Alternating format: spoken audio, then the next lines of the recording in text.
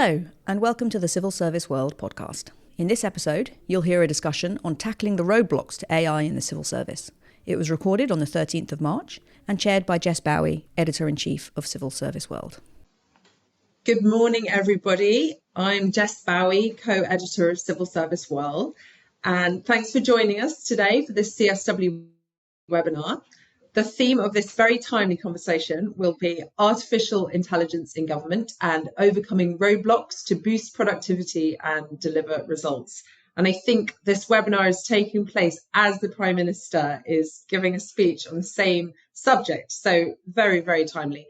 I'm joined today by three experts who will share their experience and insights on this fascinating topic, each bringing a slightly different angle to the conversation.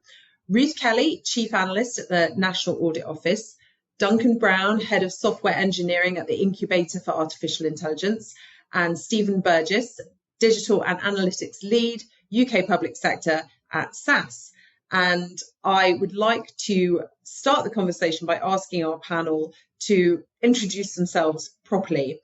Firstly, Ruth, can you tell us a bit more about your work and your background, and how long you've been thinking about AI at the NAO? Thanks, Jess, and thanks very much for having me on today. Yes, I'm the Chief Analyst at the National Audit Office. My team supports other financial audit and value for money teams in our office in the methods that they use, and that includes AI.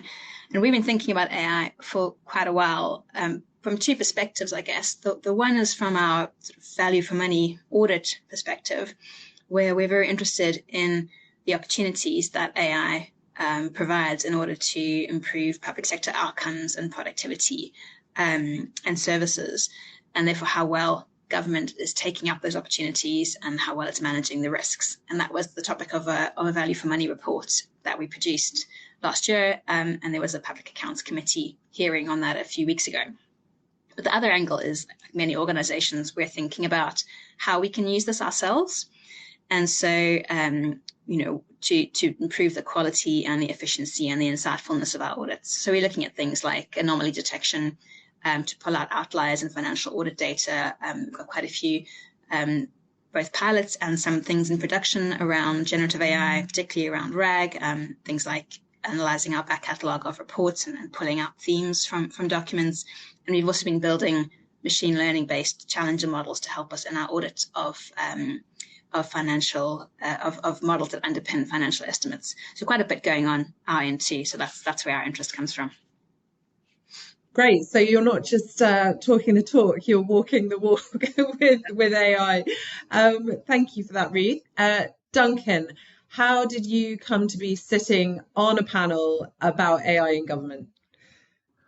So because I work at the Incubator for AI, basically, so I come from a background as a sort of software engineer, first sort of freelance, fell into working as a contractor in the Department for Education a few years ago, and then became a permanent civil servant because I thought that was where there were like all the interesting problems to solve were, not just in the kind of piecework of being a software developer, but there's some really interesting stuff to grapple with. And I think that at I.AI, we are trying to grapple with that stuff, things like some of the really nuts and bolts stuff, like how do people actually get access to these systems? Loads of the good ideas in the world of AI actually come from teams themselves who actually know about the context. It's not knowing about the tech that's really empowering sometimes.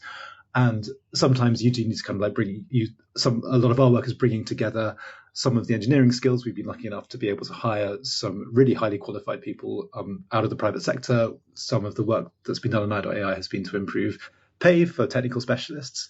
And the idea is that our team kind of really helps government to realize the potential of some of this stuff, and potentially joins up some good practice. We've just moved into DSIT to become part of the new broadened GDS. So we've got this really interesting remit to sort of be in the center, drive good practice, and like try to really evidence impact. Like we're about building stuff and really getting results. Great. Thank you, Duncan. And finally, last but not least, Stephen, what does your role at SAS entail? And I should also say that SAS are kindly sponsoring this webinar. So thank you very much to Stephen and SAS. Stephen, over to you. Good. Yeah. No, thank you, Jessica. Pleased to meet everybody. Yeah, Stephen Burgess. So I lead our engagement across our defence, intelligence, and public safety customers within SAS. We are, I guess, an AI company through our heritage. I mean, our first AI model was actually developed in 1982. Then in 1986, we actually had it on our course prospectus as part of our wider education program. So it's been something that we've been, I guess, focusing on for a number of years, and we actually invest 25% of our R&D back into artificial intelligence. That just isn't in the software, but in the skills development of our customers to get business value from that. As you can imagine, it's a super busy space, in terms for us as a supplier, but more importantly for our customers, and therefore identifying where there is high return on investment in some of their efforts. And they touch on a number of things, whether it's cost, risk, or revenues, whether that's tax compliance, whether it's welfare, whether it's online harms, whether it's personnel productivity, the army, sort of a number of applications that we're currently focusing on that I think we're going to bring to life a little bit later on as well. So yeah, thank you. Great, thank you, everybody. So you mentioned, Stephen, return on investment, and our first kind of discussion topic for today is I want to ask you all to share your advice on identifying high return on investment AI applications in government. And I might turn to you first, Ruth. Yeah, absolutely. I think the key thing to remember here is that ultimately AI is just another tool, another piece of tech. And so what you really have to do is start with the business problem. When you're thinking about those high return applications, I think it's probably when you think about sort of the categories, there's probably two promising areas. The one is really where they are very repetitive, high volume tasks. So you can gain efficiency and consistency through automating those through AI. The other one is where it can provide insights that would otherwise not be possible. So an example there would be some of the work that it's not a few years back, but Natural England did around using satellite data and machine learning to identify different habitats, and that avoided the need for on-the-ground surveys, which probably would have been prohibitively expensive and difficult. So it gave them insights that they couldn't otherwise have got. But I think it's really important to I guess to understand the counterfactual. So what are you replacing? And that's where an issue that we see comes in quite often with government, is that there's a kind of a lack of clarity sometimes in how services flow from end to end. The work that we've done found this is often the case for services we look at. I know the Central Digital and Data Office found that the same thing for half of the services they looked at. There wasn't a single senior responsible owner who looked after the service end to end. And that makes it much harder to understand where those gaps are, what are the costs of all the workarounds, where are the opportunities for AI. So really understanding your business processes, I think, is an important part of getting to understanding where the high impact applications are. Great, thank you. And I think we'll probably almost definitely be talking about some of the barriers to implementing AI a bit later. But to start on a more optimistic note, perhaps, Duncan, how do you go about identifying the high return on investment applications? I just want to echo everything that Ruth said. I completely agree. Like it is so much about finding the actual problem to solve and not going in with this. The line which has really come out of the commercial side of generative AI, which is part of what's made it all possible, is this driving these massive valuations in these companies making this stuff and selling this dream of somehow this kind of like universal machine which is going to solve all problems. Like we really have to push back against that narrative, because it is going to be in the detail, and it's going to be in, and we'll talk about governance and things like that later, but it's really about finding those problems. And just as you said, Ruth, the difference between automating existing processes and finding new things that are now we can apply computers to, which we couldn't do before. So there are definitely a few families of problem which we've seen work well in that context. One is triage, because if you're looking at a lot of stuff that you couldn't even look at before, and that flags up one thing that you didn't know about before, it doesn't matter how many false positives you've got, you've had an impact. So that's a really good thing. Another is search. There's, again, which is almost a triage problem if you think about it in that way. Again, you've got vast amounts of documents and you need to find things out of them. You can definitely do things you couldn't do before with AI. And the last one is classification. So we'll talk probably a bit more about different projects in this space, but one of our projects in the incubator is Consult, looking at consultation responses. It takes so long to read these things, and by the way, people are starting to use AI to kind of populate them now in some cases. So having some sort of way of bucketing things up, even if it's imperfect, even if you need to review quite a lot of it, is potentially something which is going to just loosen the gears a little bit in the system, which is kind of basically taking up a lot of people's time, doing a lot of day-to-day work, just keeping the lights on, and maybe giving us a bit of leverage to kind of step back and really rethink maybe some of those processes. And that's what I'm really excited about. So those are the lines along which I think. Great, thank you. And Stephen, SaaS obviously as a provider to government, as a supplier, comes at high ROI from a slightly different perspective. Give us your thoughts on that. Yeah, I mean, completely. I mean, high ROI from that perspective. I mean, cost, risk, or revenue obviously is the sort of three main areas that we start to think about in terms of is this project actually financially viable to that extent, and therefore, one, does it cover the cost, but equally, does it give me a return? Coming back to Duncan, you comment there about sort of DSIT, and I've just had a paper published actually there around digital transformation, and reflecting back on what you said, Ruth, before. It is just another tool, and it's part of a wider transformational effort. And I think when we look at that, we have to ask ourselves a question. I think there's loads of applications like, is this actually really, really needed? I think in most cases, the answer to that is absolutely yes. But also, like, can you actually do it? Is it actually technically viable? You know, in terms of what it is we're trying to achieve. And again, you know, Duncan, sort of what you spoke about before in terms of some of those approaches there. Yes, generative AI is the low barrier to entry. It's commoditized, it's ubiquitous, it's ease of use, its simplification of use is allowing that to happen fundamentally. But where we look at, I guess, programmatic techniques such as machine learning or optimization or computer vision or natural language, have we actually got the skills available to us to allow us to actually deliver against what the business is actually looking for, which then really comes back to, can we actually afford to do this, and will it actually drive a return against our investment? Thanks, Stephen. So I said we would talk about barriers, but we're going to approach barriers initially to implementing AI successfully. We're going to talk about procurement.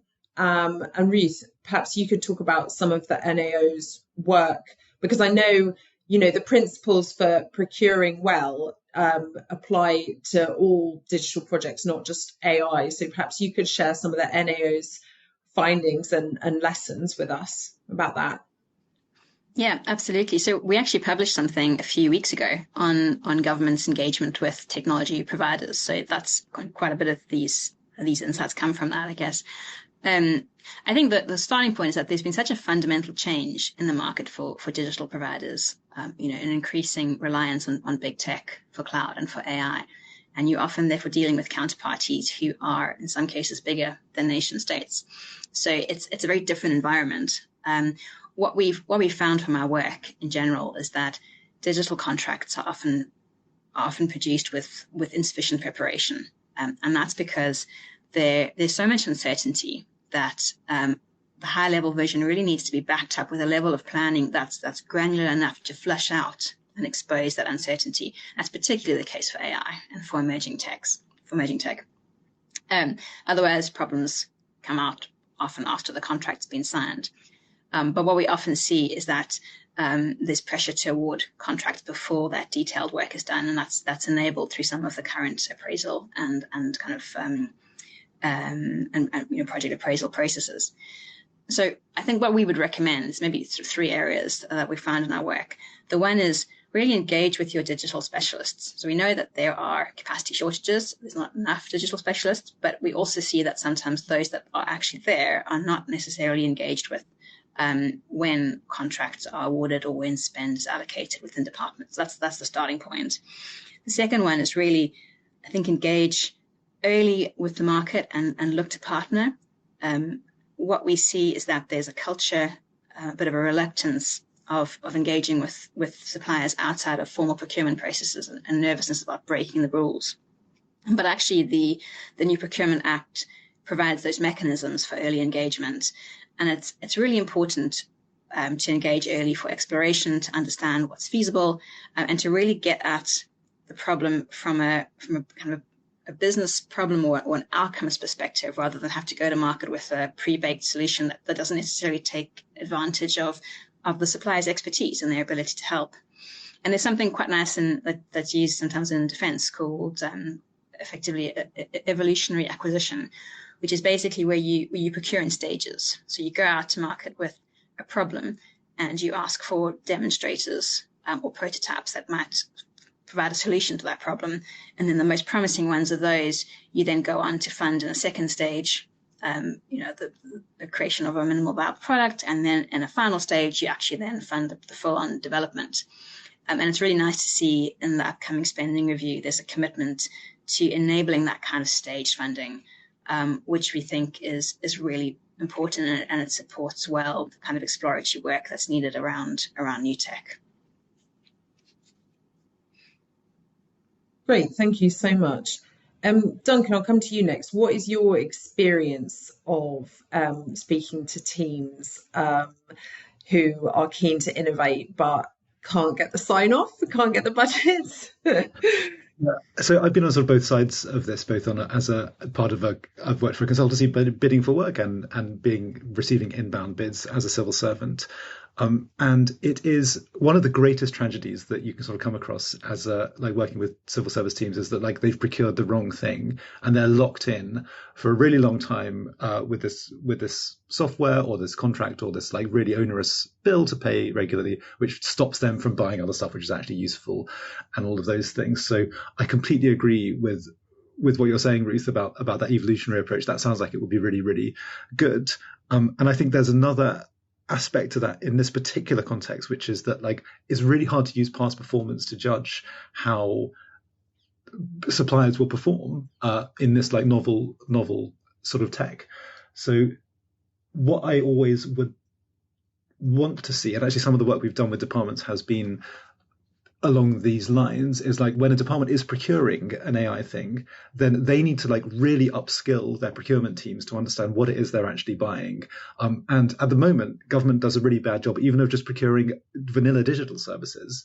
There are so many systems which are out there which aren't fit for purpose. And then you throw this massive curveball of probabilistic generative AI into it, and things you could just see a world in which this gets a lot worse really quickly. So I think it's actually really urgent that we start to upskill procurers and give them the power to push back on some of the just some of the fluff and nonsense that they kind of get sold. And part of that also is building internal government capability, so we don't have to procure so much as well. So it is a real frustration for teams working on this stuff. And I think that there's something for the centre to lead on, and maybe today's announcements are going to help with that, to kind of really reshape that. Great, thank you. I love the idea of vanilla digital services. I'm going to remember that. Stephen, what are your thoughts on overcoming procurement barriers? Gosh, I love I don't love the notion of fluff and nonsense either. So if I felt like any of us lot were speaking in that way, I'd have something to say completely. No, I think there's a few, truth, our traditional methods of procurement fit for purpose in this day and age, I guess, as a question. And Duncan, you sort of reflected on it in terms of your, I guess, being on both sides, and I've spent 25 years on the supplier side, really, and equally have been in situations where we've had long drawn out procurements where you've got a prescribed set of requirements, you respond to those, you may demonstrate a little bit sort of along the way, But then you end up coming back to the point around procurement, where the procurement lot are over here and the technical lot are over here, and never shall the two meet until somebody calls out and goes, actually, I think you need to be having a conversation there. And the approach that I used to take with that was I would send a technical person in the room with the procurement team to ensure that there was alignment across the two. And we sort of have this principle around getting the software in the hands of our users early, because what that allows us to then do is, well, not us, but it's for the user to shape what it is they're looking for from both the capability and user experience standpoint. And that then helps them ultimately shape their own requirements. That's easy for us because long established organisation that's embedded into a lot of large government departments. But for an SME or a smaller organisation, how do they do that? Well, actually, Ruth, again, sort of cross-referencing what you've just said there, from a defence perspective, absolutely. So things like DASA, Defence and Security Accelerator, NATO Accelerator. Within the Home Office is the AIDS community there, and they are all forums that allow suppliers and customers to come together in that non-competitive mode, I guess, which for me increases that level of collaboration, because everyone can be open and honest about what it is they're looking for, what it is they can deliver, but then also prototype and deliver. Off the back of that, it can lend to a bit of frustration from the supply side, because you'll do a whole piece of work, you'll shape something, then the door will be closed on you, and you'll try to sort of get some form of response, you don't hear any, but they are excellent forums by which to bring people together to effectively collaborate to ensure that what goes to market is actually reflective of what people want.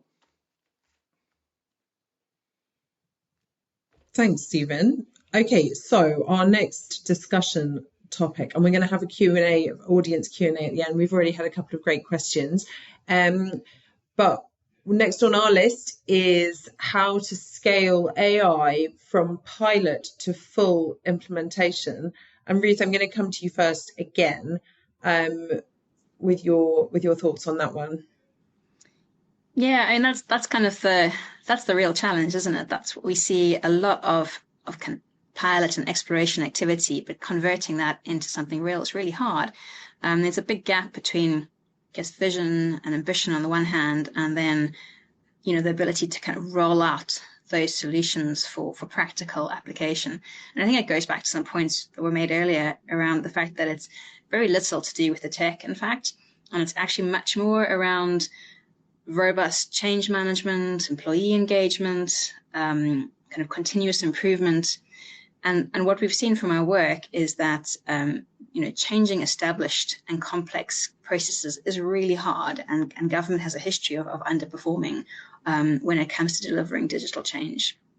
And it's not just, I think it's not just government, it's also when you look at the private sector. Some work by the Productivity Institute back end of last year found that digital investments need really significant effort before they start to yield concrete productivity gains. And that's effort in terms of integrating with legacy processes, you know, retraining staff, workforce engagement, all those kinds of things that are complex and require really focused effort.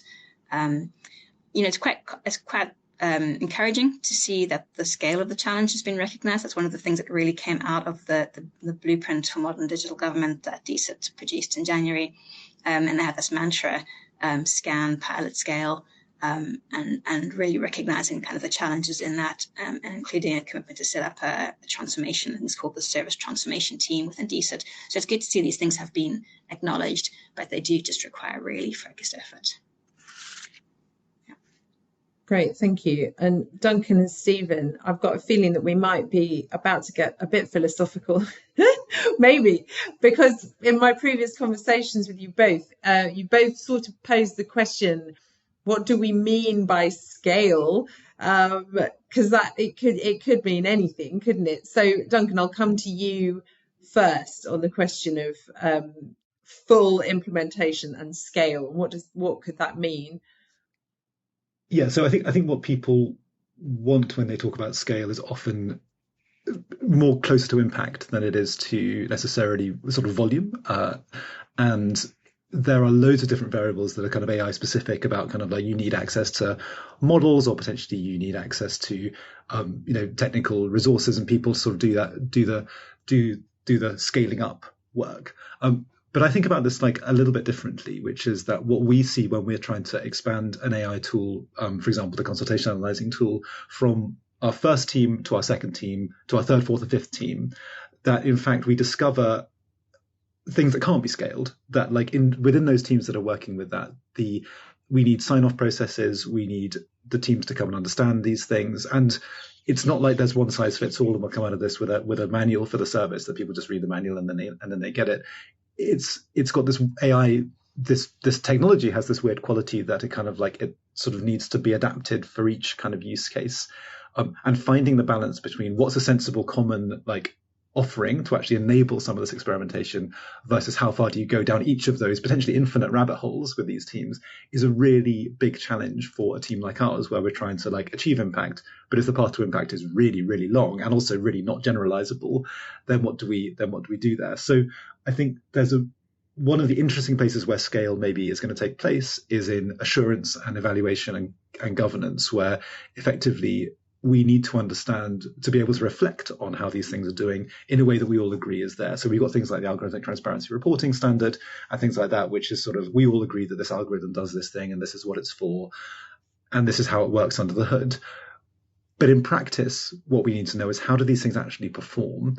And can I adopt this tool in my team for my particular use case when I've actually got like a minister who's going to have to be responsible for the outputs, and I've got a bunch of different people working on it, maybe quite different skills to the people who worked on it before.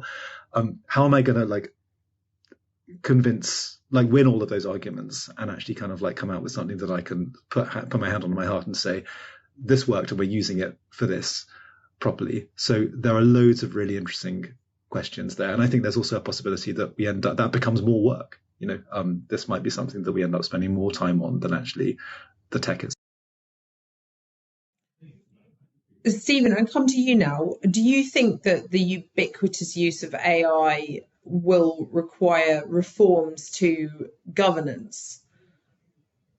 Well, I mean, 100%. We've raised it this week with the Defence AI Centre that we're working into, because it came from one of my customers in terms of, so the customer scenario is we're a largely established analytical function that operate in accordance with regulation and standard and transparency, and the numbers that we put out towards evidence-based decision making have been validated.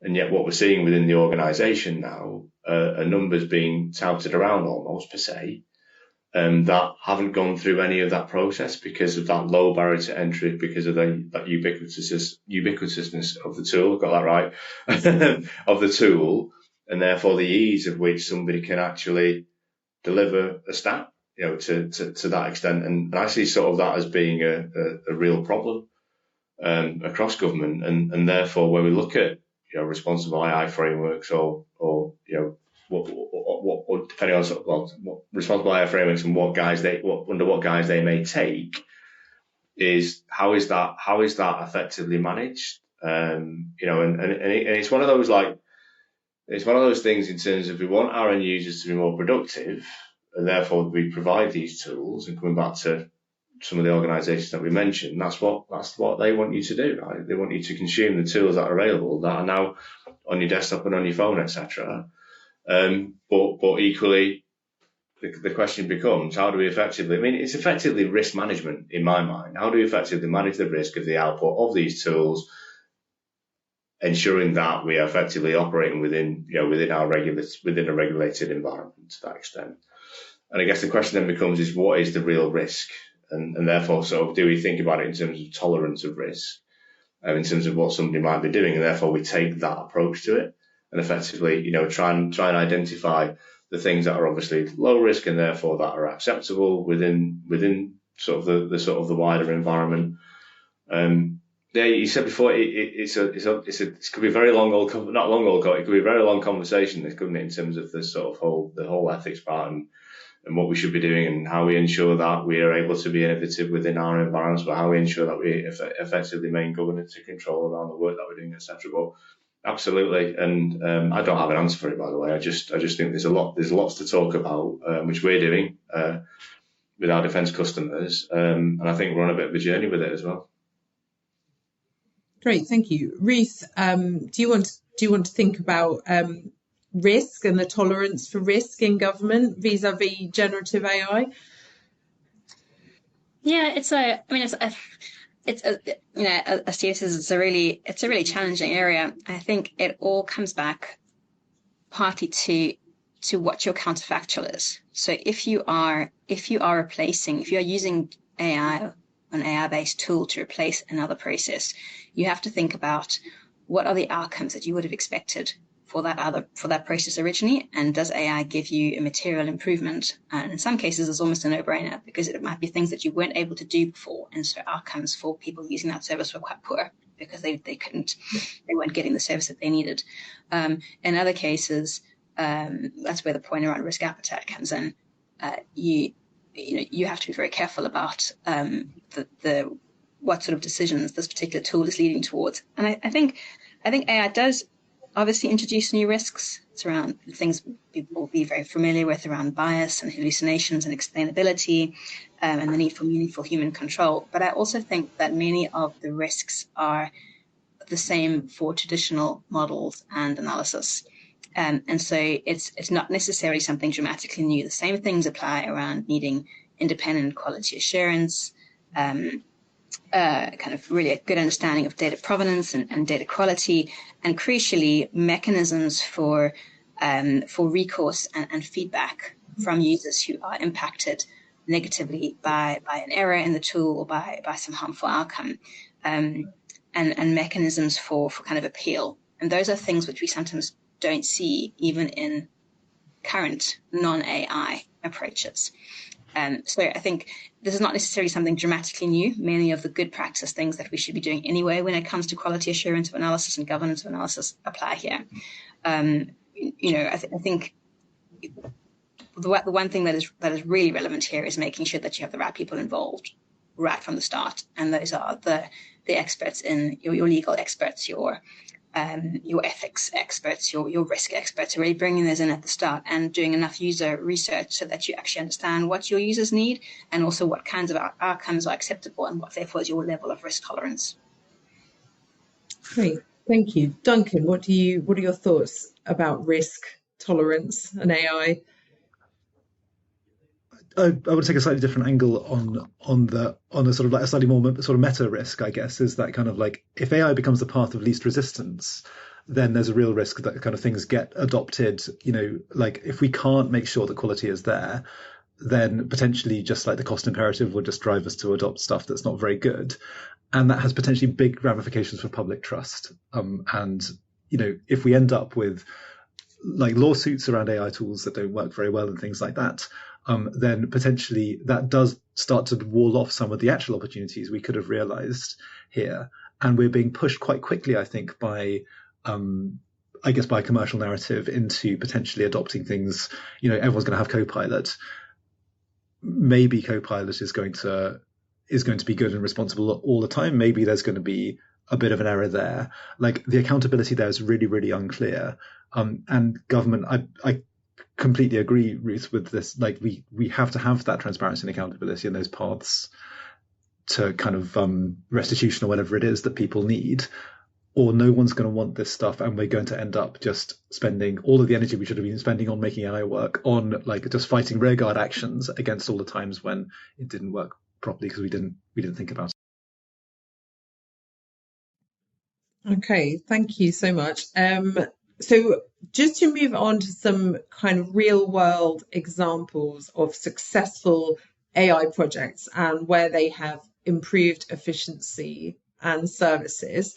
Ruth, I know that you don't necessarily want to cite specific examples because the NAO might not have audited them, but if you could talk about kind of promising areas, that would be great to kick us off on that topic.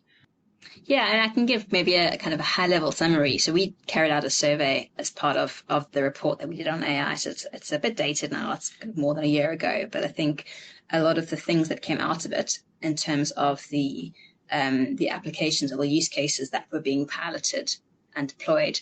I think many of those are still relevant today. And they fell into a number of categories. We saw a lot of similarities across the almost 100 government bodies that we surveyed. So real opportunities to share knowledge and to learn from each other. They tended to be in areas like information retrieval. Obviously, that's a really, really big one. Duncan mentioned that earlier. Kind of computer vision. So, for example, facial recognition to identify impersonation fraud in tests. In general, quite a bit around fraud and error. So particularly anomaly detection, looking for outliers, which might indicate fraudulent behavior.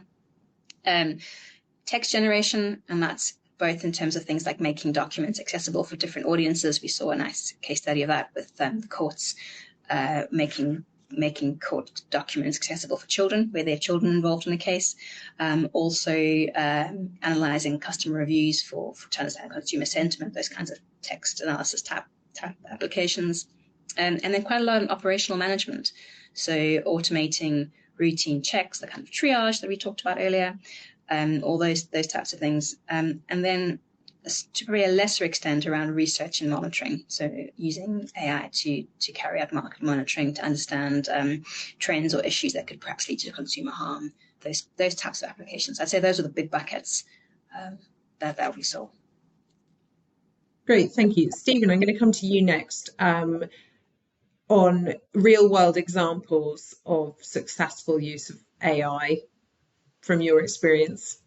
Yeah, I'm going to go slightly outside public sector for a minute. We do a lot of work in the data for good space, and a great example. I mean, you mentioned computer vision there, Ruth, was tackling deforestation within the Amazon rainforest. So that's analysing satellite imagery to look for sort of abnormal patterns and movements, and specifically sort of where that is. We've done a lot of work in the endangered species area as well. So almost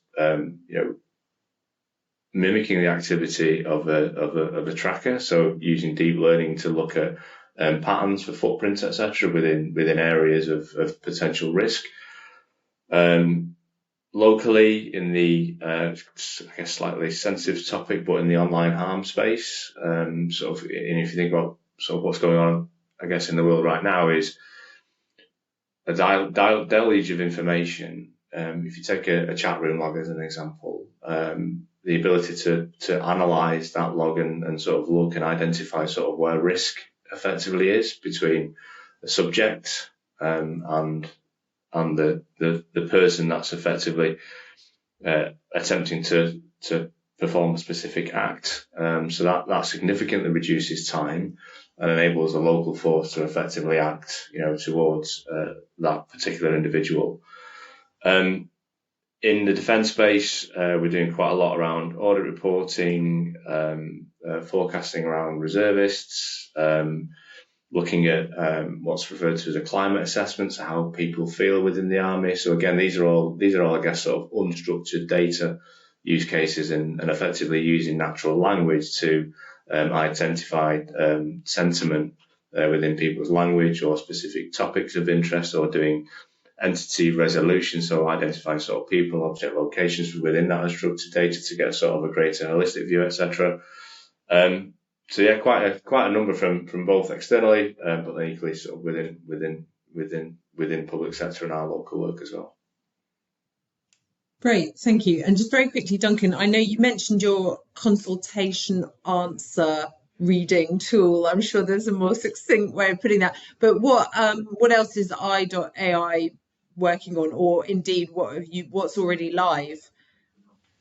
So we have at the end of January, we announced this sort of suite of tools called, which was affectionately dubbed Humphrey after Sir Humphrey Appleby, also known as kind of Gov AI, and that comprises Redbox, which is a chat application, Consult, which is this consultation analyzer, Lex and Parlex, which are tools, particularly Parlex. I think Lex is going to go to the National Archives because it's a legislation analysis tool, but Parlex is a sort of interface to Hansard, supporting mostly private offices in the civil service to put different lenses on a Hansard content. To say, for example, what's this MP said about this subject?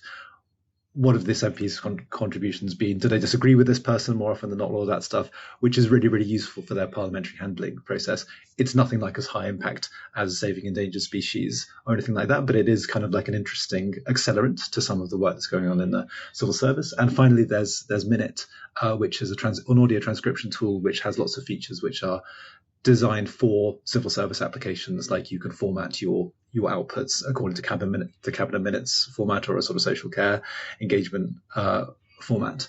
So I think taken together, some of these things I think start to amount to again, that sort of loosening of some of these processes and help people to do their jobs faster. But they're not in the same category as some of those much more targeted things, apart from possibly Consult. Where I think things get interesting is potentially in some of those second order effects. So in consultations, for example, yes, you can analyze your consultation much more quickly, but that doesn't mean that you do what you do now, which is have a consultation out for 3 months, then book 6 months to do the analysis in, get it all done for a week, and then go to the beach. It's more, you can start that analysis halfway through the process of the submissions being given. You can start to get a read on it. You can potentially start to spend some of that time maybe engaging directly with citizens and starting to reshape that actual like civic engagement story. And again, that's not necessarily the AI doing that. That's just the AI opening up the space for people to kind of like rethink some of that stuff. It's harder to quantify, but it feels like a real area of opportunity. Great, thank you. And just a reminder to attendees to get their questions in, because in about 4 minutes we're going to open up to the Q&A section. But it would be remiss not to discuss the elephant in the room, which is potentially legacy systems and the jumble of government data. And Ruth, I know you feel very strongly about sort of, in order to, you've said before that the ultimate blocker to AI is around legacy data, legacy systems. So if you could say a little bit about that, that would be great. Yeah, and I think it's more that the poor data quality and legacy systems are is the single biggest challenge that's going to stop widespread adoption. And AI is not a silver bullet that will solve that problem. What it might do, though, which is quite heartening, is actually put enough attention on the issue that we may get more investment and more effort being put into this. But government starts from a very poor base when it comes to legacy systems. The extent of legacy across government is huge. The State of Digital Government report, which came out in January, found that I think almost half of government services, central government services, rely on non-digital channels, so telephones or telephone calls or written letters. Many of these systems were designed for a previous era, often a paper-based one. And what that means is that it's really hard to get data out of them. You have to often manually extract the data. They are incompatible, and it just adds to this issue of difficulties in sharing or using data properly across government. There are different data standards used, sometimes even within departments and as well as across departments, which means that if you want to combine different sources of data, that's costly and difficult. And data quality is a real problem. So if you're doing analysis, we hear from departments that it often takes 60 to 80% of their analysis time is just cleaning up the data. And all of those things is really problematic. Data is the lifeblood of AI. You need good data to build, to train, to deploy your models. And if you're trying to integrate your AI into existing legacy systems, you don't really want to be doing point-to-point integration and just ignoring the kind of the iceberg under the surface of all the legacy systems and kind of continuing to embed reliance on that. So that is something it's good to see the fact that that's been identified as a really important focus area in the blueprint, but it needs that serious attention. And AI is the sort of the shiny cherry on the top, I guess, but without fixing those things, it's very hard. It'll be hard to make progress. Yeah, Duncan, what are you going to do about it? Well, first of all, I'm going to just once again agree emphatically with Ruth. I think this is an idea potentially whose time has really come, because we've got all this thinking about how we can make a better state with joined up data and stuff. We've got things like the National Data Library, maybe thinking about how we could do better analytical data as well as operational data, and then we have this amazing MacGuffin of like AI, and everyone can be working maybe towards that, but actually they're fixing this like an absolute rat's nest of systems underneath all of the departments, which really need like concerted attention. I haven't managed to make the argument very well, I think, in conversations with teams that like, if someone's saying to us, we've got this problem, we want to help our call center staff get better at this, it's quite hard to sort of like ratchet that up into a conversation about, shall we reform the data schemas that underpin the fundamental information here?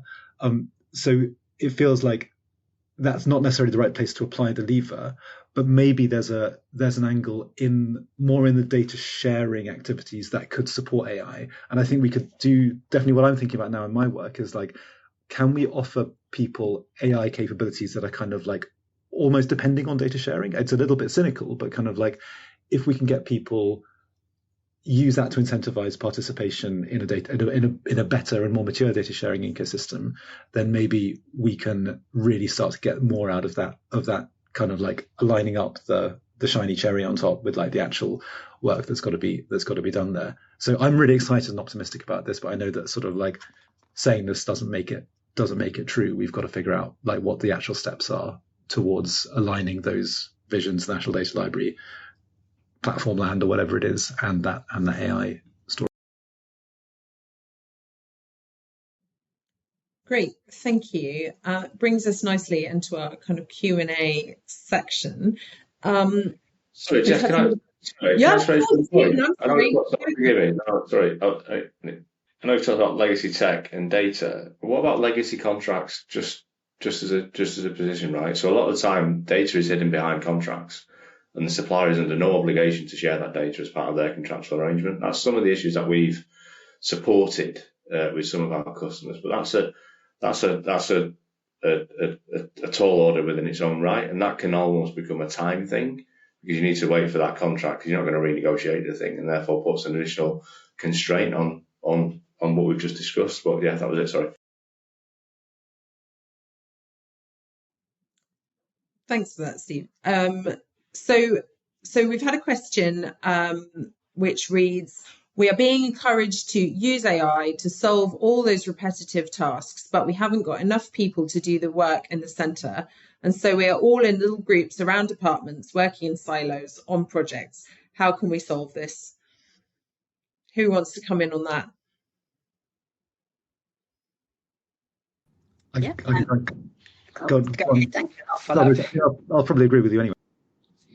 Okay, just to say that, I mean, that's a really common problem. We carried out a survey as part of our work, and it was the single biggest area that people flagged, which is being able to understand what's going on elsewhere and breaking down some of those silos. So support for knowledge sharing received, I think it was 74% of our respondents said that was an area where they needed support from government, because there is a lot of activity going on. There's lots of piloting going on. We saw many similar use cases being explored in our survey. There's also quite a bit of work happening on the periphery. So, for example, UK Research and Innovation funds a lot of activity with academics and with the industry, but there isn't necessarily a systematic bringing together of that learning. And that's a real missed opportunity, I think, because then you do end up with little silos working together, and there needs to be, it's probably a role for the centre, I would say, and maybe that's where Duncan and team can bring something to bear here. Thanks. Yeah, I think that this is our work. I think we've really got to. We were seeing now across government. We've got this I.AI in the centre. The Ministry of Justice has set up a little AI lab. Other departments have got their own AI teams, whether they're formally AI or they're just data science functions. And there's value. There's huge amount of value in diversity and being close to the problem. And there's also this risk of like divergence. Technically on top of that, and not just divergence of tech, but also divergence of practice and divergence of standards and how we think about evaluating stuff. So I think a good outcome for the work of the incubator is that we can help people find like tools from the sort of Humphrey, GovAI kind of offering point of view, if you're a team in a department and you think you've got an AI-like problem, if in doubt, choose a kind of like a centrally provided thing, because you know it's going to be assured, it's going to be good enough for like, you know, it will have been tested with a lot of different people, and it will have had the attention of a team which has a lot of experience doing that. So there's definitely more to do in terms of like really leading that, because it's a big comms problem, partly of like kind of like how do we actually become the place where people come to, and how do we make Humphrey or whatever it is like the place to go. So just I was going to answer the question really briefly below about how you get Humphrey, and I think this is really part of it, because Humphrey isn't one thing. It's like it's Redbox, it's Consult, it's Minute, it's Parlays. All of these things at different levels of maturity. We're actually talking to decent leadership right now about how we present this and offer this across government. But strategically, it makes a lot of sense to have it distributed widely so that we can have a base to build on for that sort of standardization. So first, just to answer that question very briefly, you can go to ai.gov.uk, and if you scroll down a bit, there's a register your interest page where you can go and see about how to get on the different services. And just on the devolved administration's point, not officially, but in fact we are like talking a lot to the Scottish government and so on, and we talk to teams in Wales. So there's no sense in which like we're like avoiding working with devolved administrations. It's just a very big space, and we happen to be starting from Westminster. Thank you, Duncan. So we've got a question here, which might be one for Stephen to start on. Are there any barriers, and you'd obviously be coming at this from the kind of client point of view, but are there any barriers or blockers you've come across when thinking of using AI in government in comparison with doing the same in the private sector? I imagine things like kind of taxpayer money and the extra scrutiny, does it pass the Daily Mail test? all of the stuff that you have to think about when you are, you know, signing a contract with government. But yeah, where are the blockers you've found in working with government as opposed to sort of a big bank or something like that? We've talked about risk before, risk tolerance, and that's that isn't necessarily a barrier, by the way. It's just it's a consideration. In terms of what is the tolerance of risk here. And I mean, if you think about, I won't necessarily say big banks, because they obviously work within regulated environments, and they need to have assurance around their products, and equally assurance around their decision process, right? So what if, you know, from an ethical perspective, you were not given a loan for a reason because a model didn't consider a particular or did consider a particular variable that wasn't actually, you know, that resulted in, you know, you being declined to that extent. So there's consideration towards risk. Where we see a lot more progression, I guess, is where that risk is significantly lower. And for us, you know, where you look at like the nirvana of productivity, we sort of consider sort of like automated decisioning and decision support.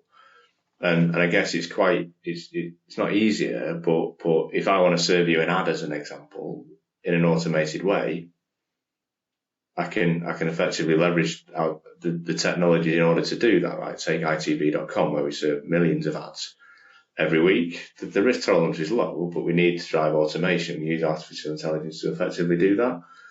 Going back to government, I guess, and some of the barriers that equally we see is, again, around the regulatory bit. So a lot of the work that we're doing in the defence space at the moment is thinking about responsible AI and the joint service publication, which I think is 936, which effectively sets out a set of methodologies and approach and things that you need to consider as part of your development, but equally is also prescribing off the back of that an effective handbook that will facilitate when you supporting the development of capability to that extent. And that's I guess the barrier is a time thing, right? So what do I need to think about before I actually deploy this thing into production to ensure that I am actually operating within, you know, the boundaries of regulation to that extent. I'm not entirely sure I've answered the question, but just a few examples of some of the things that we think about and some of the things that we've experienced. And again, coming back to the point, risk tolerance for me. Ruth, I think you wanted to come and make a point about skills.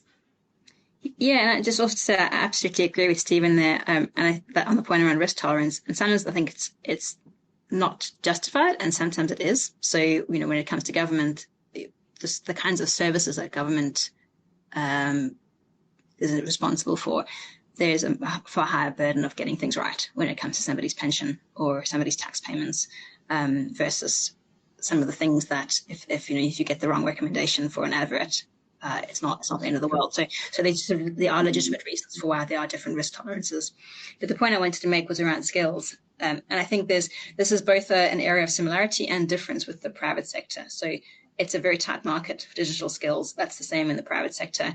That really bites government because of pay differences. So I think there were 4,000 digital data and technology vacancies last year. I think half of recruitment campaigns last year were unsuccessful within government. So it's a tight market when it comes to technical skills. And it was the single biggest reason that survey respondents cited when they were talking about difficulties in implementing AI. It was around recruiting and retaining skilled staff. But I think the difference with the private sector is that also then percolates up to senior levels. And so we found that in the majority of departments, the chief digital information officer or equivalent doesn't sit on that top decision-making board. Whereas in almost all private sector companies nowadays, you would find that that's a fundamental part. It's intrinsically linked to operations. You can't. Digital delivery is what operations are about these days, and I think that is an area of difference, and it's something which again has been identified by government when there's a plan to start looking at that. But it will take time because that's those senior level skills you have to develop. I mean, maturity to develop those. And there's a kind of everybody's going after the same talent there. I think Stephen, did you want to come in quickly? Again, it's almost time for me to ask my final kind of mop-up question. I was just going to say more better points, Ruth, and actually the skills I sat on a panel week before last, again in the defence space, around skills development. I'm actually speaking to Heidi this afternoon about a skills framework. And I think we spoke before, didn't we, in relation to the Prime Minister's current note in terms of what it needs to do or the government needs to do in order to facilitate, an increase in productivity through the use of tools like AI is the pay gap effectively, because obviously you've got organisations in the commercial space that can afford to pay significantly higher rates, and therefore presenting what is fundamentally a challenge to government, and therefore the point around I'm going to increase digital skills by 25,000 or whatever that number was. How is it going to effectively fund that? To that extent, it's a big challenge. It's a big challenge and a big barrier. Thank you very much. So we've actually talked a lot. My final question to each of you was going to be, what is the one challenge to overcome, or the one thing that government could do differently? I think, we've talked about pay and skills. We've talked about the rat's nest of different practice and legacy data. So I suppose I'm going to leave it open to you what you want the attendees kind of, what their main takeaway should be and what you want them to go away and think about. So I'm not going to ask you each a prescriptive question, but Duncan, in your closing thoughts, I might ask you to stealthily answer another audience question, which is, are there any plans to unify processes across departments and ALBs to enable AI to be used to streamline and enhance, for example, recruitment? But yes, it's that sort of centralization. Like, where are we at with that? So in your closing thoughts, if you could give us an insight from the centre, and then I'll hand back to Stephen and Ruth for their final thoughts. I'm going to try and dovetail those together. let's see how that goes. I like in terms of central functions, there like that we have the government the government recruitment service GRS. We have civil service jobs. So insofar as these platforms already exist, then it's definitely possible to automate them more. Again, it's a world in which more fragmentation, more different systems, like the market is going to fill up with these things. Can government be opinionated enough to either build it itself or buy like put together some of that collective buying power to actually like buy a really good thing and shape the market towards what it wants? I'm finding it really hard to come up with an example of like, the one thing we touched on so many things. Skills is so critical. I completely agree with everything that's been said on that. Procurement is also really, really critical, and skills is part of that. And I think there is an opportunity, and I'm biased on where I am right now, for government to actually have like a really strong opinion about what's suitable and what works there, and how it evaluates and assesses those capabilities. Just to someone else's question in the chat, like it may not be possible to centralize that stuff, but let's give ourselves the opportunity to actually like be as transparent and as accountable and as open about it. Otherwise, we are likely to find ourselves just continually justifying ourselves ad hoc in 100 different ways across government. Thank you, Duncan. And Ruth? Just quickly, I'm going to be boring and say kind of, fixing the foundations of legacy systems and data. But I think maybe a nuanced view on that, which people can potentially take away themselves, that there's very poor understanding of the cost of thinking about services in an end-to-end way, and the cost of those services, and also the cost of the workarounds that poor data and poor systems create. So it's very hard to make the business case for improving those things if you don't understand that. So that is something, it's sort of a mindset change. It's not about this many people in that team thinking of costs in that sense, but really thinking about what is the cost per unit of delivering that service. That really helps you then, I think about where the pain points are, and also how do you make the case for improvements. Great, thank you. And finally, Stephen, what do you think people's one takeaway should be from the discussion today? I want to line with Ruth. I think from a data perspective, data standards, data quality, breaking down data standards, breaking down data silos, increasing collaboration, but fundamentally also thinking about the ethical aspects of the data as well. Great, thank you so much. We're already 1 minute over, so I am going to wrap it up. Thank you so much to all our panelists, and indeed everybody tuning in from the office or from home. That's all we've got time for, unfortunately, but a reminder that this recording, the recording of this webinar, will be available on demand via the CSW website, where you can also find details of lots more CSW online and in-person events. So until next time, thank you very much and goodbye. Thank you for listening to the Civil Service World podcast. Do subscribe so you'll get the next episode right in your feed, along with a range of other informed and informative podcasts from the CSW team.